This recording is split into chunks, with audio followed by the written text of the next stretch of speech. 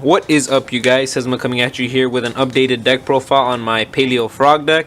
Now, this isn't just Paleo Frog. I actually decided to mix this in with the Nimble engine for reasons I'll explain later. But for right now, I'm just gonna dive into a quick deck profile for the people who just want to watch the card list so they can analyze it and see what are my card choices and see what they could play if they're deciding to play like a Nimble engine in their deck.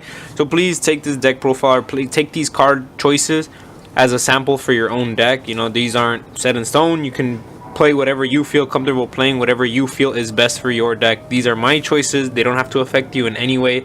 They're just an example if you don't have an idea on how the deck plays. So the card list. So for today's review, I'm going to be going over the main deck, card choices in the main deck, card choices in the extra deck, and card choices for the side deck. Now, the side deck is open to interpretation. You can see it, and maybe there's better. You could afford like more cards. I can't afford all of them. I just play card choices that I think that can help me at my locals, which is Card Addiction. So shout out to Card Addiction at Fullerton. They don't make videos, but shout out to them. They're my locals. They're my favorite. So without a further ado, let's get into the main deck. 3 Dupe Frog. Oh damn, I'm the dupe. So you play 3 Dupe Frog, 3 Swap Frog, and 3 Ronin Totem for the reasons that are all obvious. This is the Frog engine. You kind of don't want to mess with it. 2 Ronin Totem is perfect. 2 Dupe Frog is perfect. 2 Swap Frog is perfect. Let's move into the Nimble engine. Now, if you take it now at first glance, it kind of seems similar to the Frog engine in numbers. So you play 3 Nimble Sunfish, 3 Nimble Angler, and 3 Nimble Beaver. So stick around for the rest of the video. Stick around when I discuss the card choices and reasons why you play them and why this combos well with this deck, if you want to see it. But if right now you just play 3 Nimble Sunfish because they float, 3 Nimble Angler because he pretty much gets his effect when he gets to the grave, and Nimble Beaver. The one is I only like to play 1 Gofu. I really don't like playing Maxi. I feel like it can be a brick. That's just my personal opinion for this deck. I feel like if you could have drawn a monster or something that can help you advance going first, I'd play it. Maxi is more of a card going second, so I play Gofu at 1. The spells I like to play, well, for the spells I like to play 1 Scapegoat because it's an instant Topologic Bomber Dragon, which works well with this deck, or it's a Orlo Dragon, which is a pretty good in any deck. Regeki and Pot of Desires for draw power. Regeki's a staple. I believe that you should play in any deck, doesn't matter what deck you're playing. If it's all traps, whatever, play 1 Regeki. Board wipes are really important in this game. Now for the Paleo side of the deck, I like to play 3 Olanoides, which is basically like your MST. I like to play 3 Canadia, which is basically your Book of Moon, and 3 Dynamiscus, which is a banish card as long as you discard a card from your hand. And Morella kind of just gets the ball rolling. He gets to send a Paleo to the grave. Mainly you want to send something like a Dynamiscus, which you don't want to hard draw into. You kind of don't want to draw into any of the Paleos, for your draw phase.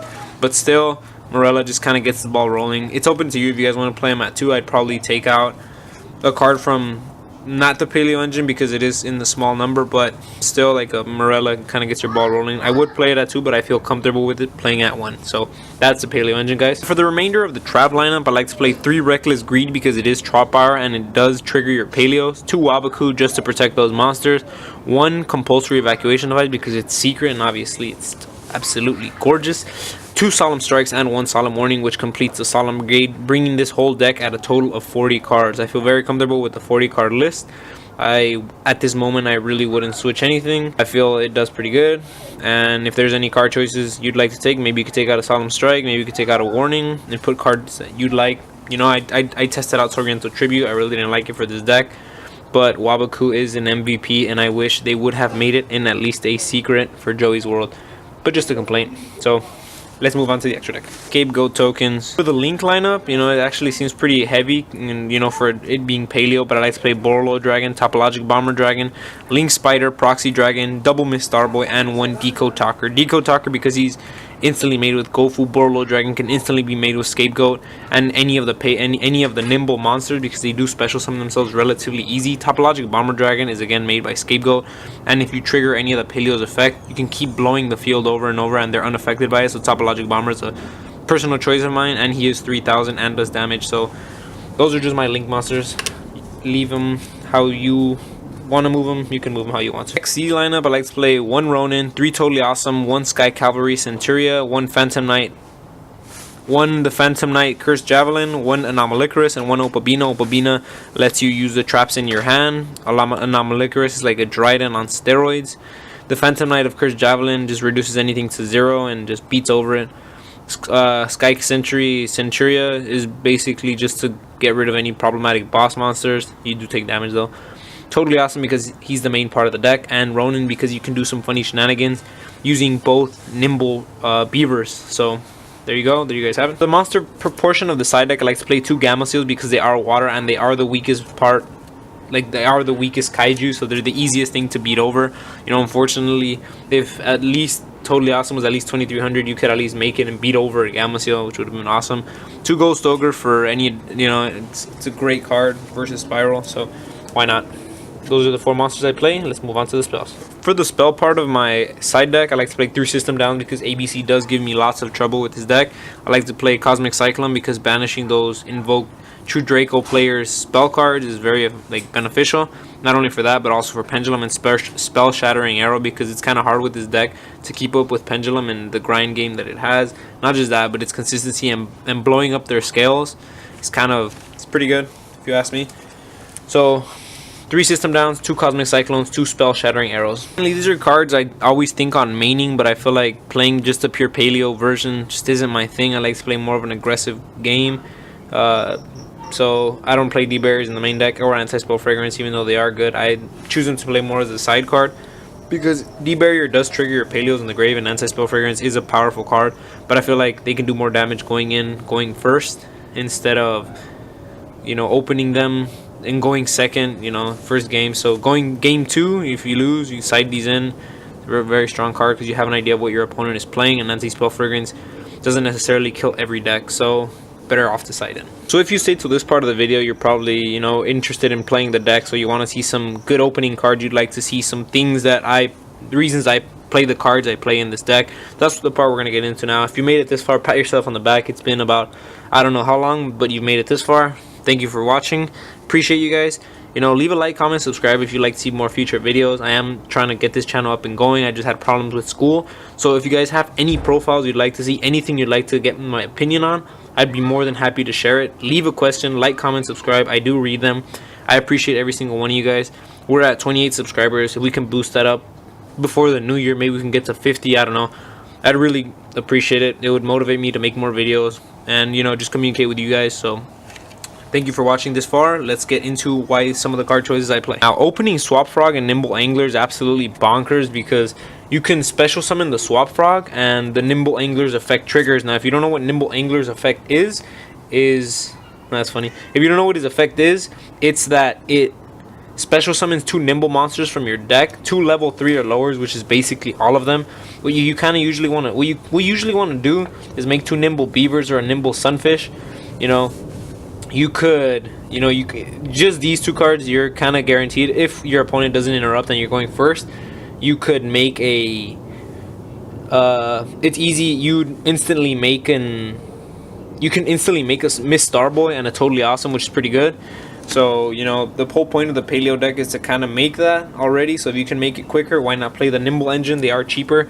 So for example, what you would do is basically you'd ditch the Nimble Angler, special summon the Swap Frog. Swap Frog's effect triggers to send a monster to the graveyard. So you send Ronin Totem. Nimble Angler's effect triggers, so you special summon yourself 2 Nimble Beavers, and now you normal summon the Swap Frog, bouncing him back to hand, and send the Dupe Frog for an instant Ronin Totem banish.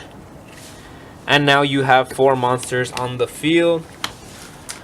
So you banish the Dupe Frog and you have an instant 4 monster field just with 2 cards. So it dedicates card advantage. Now that was pretty good card advantage.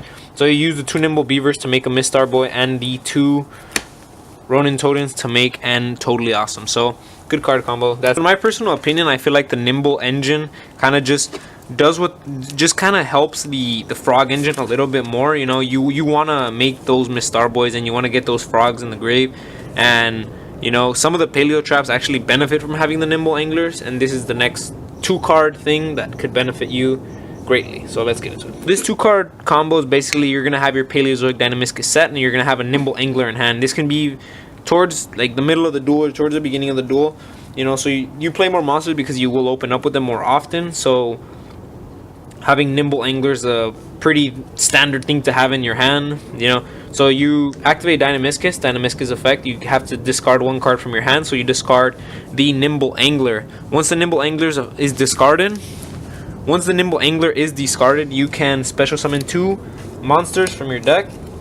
If it's your opponent's turn, I recommend going into Nimble Sunfish because his effect would trigger if he's destroyed by battle and sent to the graveyard. You can select 1 fish type monster from your deck, and then you can special summon another Nimble Sunfish. So let's just say they run over this Nimble Sunfish, right? They destroy Nimble Sunfish. Nimble Sunfish is dead. His effect triggers where you can send 1 fish, you send another Nimble Angler because it's not once per turn, special summon 2 Nimble Beavers, and now your Nimble Sunfish, since he was sent to the grave, special summon another Nimble Sunfish. So I think just the fact how the Nimbles work, are they special summon themselves a lot easier than the Paleos. They instead of playing a long game, you can just do it a little bit quicker, more consistently. Now the Nimble, I'm not saying that the Nimble engine is better than the Paleos, because that's not. I feel stunning your opponent in today's meta is more important, but I just like playing the Nimble because it suits my game where it's a little bit faster. I don't like to sit there and just negate everything my opponent has. I feel like this is more of my playstyle. So if this is your playstyle, feel free to play this. To put my money where my mouth is, I'm gonna do some quick test hands, and if it's a decent hand, I'll let you guys know and just kind of play it off. If it's a bad hand, let's just say we're going first. Draw 5. So we got 1, 2, 3, 4, 5. And off the bat, that's not a pretty bad hand because it's Nimble Beaver, Paleozoic, Olenoidus, a Wabaku, and a Canadia. So and what I do here if I'm going first, I'll normal summon the Nimble Beaver. His effect triggers that special summons a Nimble from my deck.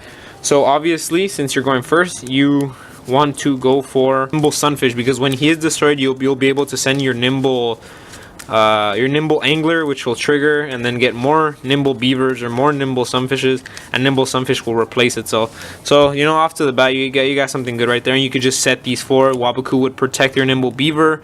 You can use the Olenoidus on something maybe your opponent has. You have your Book of Moon, so let's just say, for example, let's say, okay, so pass your opponent, right? Oh, that's a pretty good setup. You started off with 5 cards, you ended with 6, and you have a Book of Moon, you have a MST, you have a Reckless Greed, and you have a Wabaku all defending you.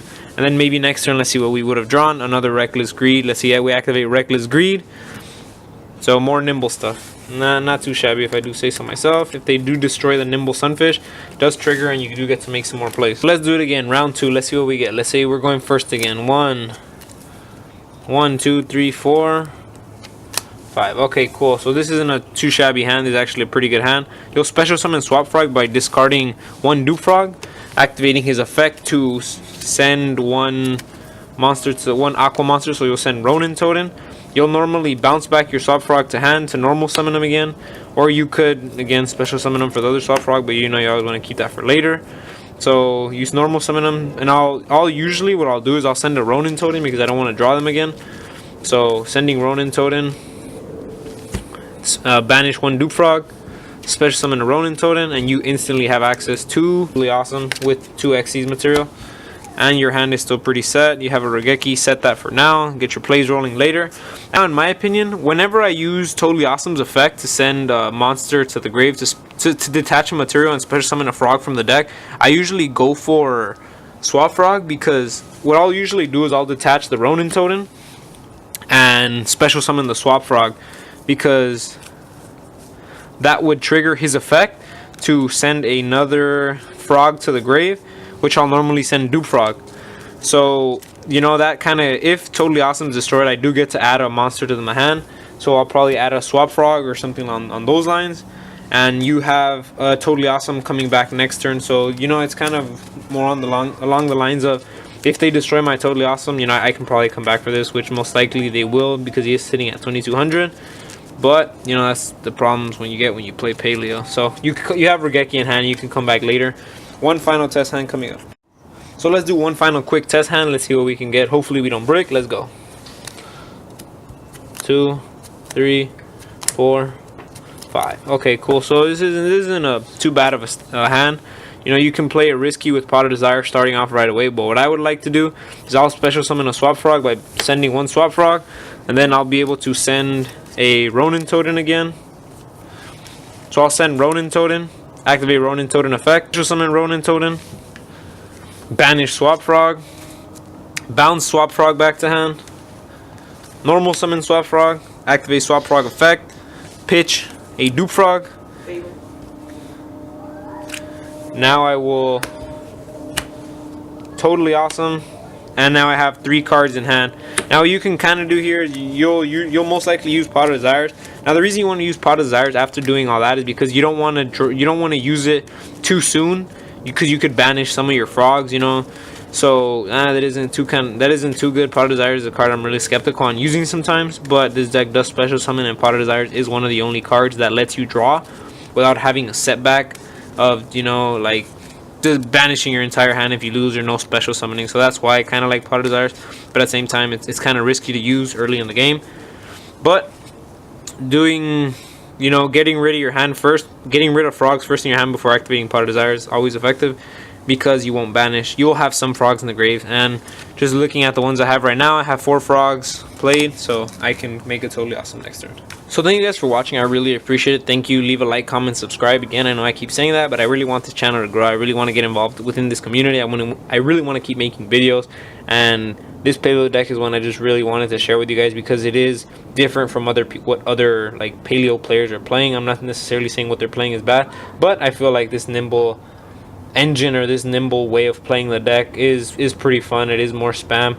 If you guys notice, all the Nimbles are effect monsters, so you could easily like pitch 3 of them to make a pitch 4 of them to make a Borreload, which is nothing unexpected, because if they destroy Sunfish gets Angler specials 2, Sunfish replaces itself, so it's an instant link 3, so you can make Deco Talker relatively easy. But I really enjoy playing this deck. It's one I stand by. It's one that I feel suits my playing needs. Maybe it doesn't suit yours. That's okay. That's totally fine. I respect that. So I really want to thank you guys for watching. Leave a like, comment, subscribe. Drop something in the comment section below. Let me know what you guys think of the deck. Like, dislike. You know, are there any other decks you guys would like to see? You know, I have a hero updated profile coming soon. I'll be playing more of the elemental heroes, so stay tuned for that. 6 samurai videos on the way. I just have a problem editing it, but my brother is working on it. I'm working on editing some more videos. So thank you guys for watching. I really appreciate it. Sesma out.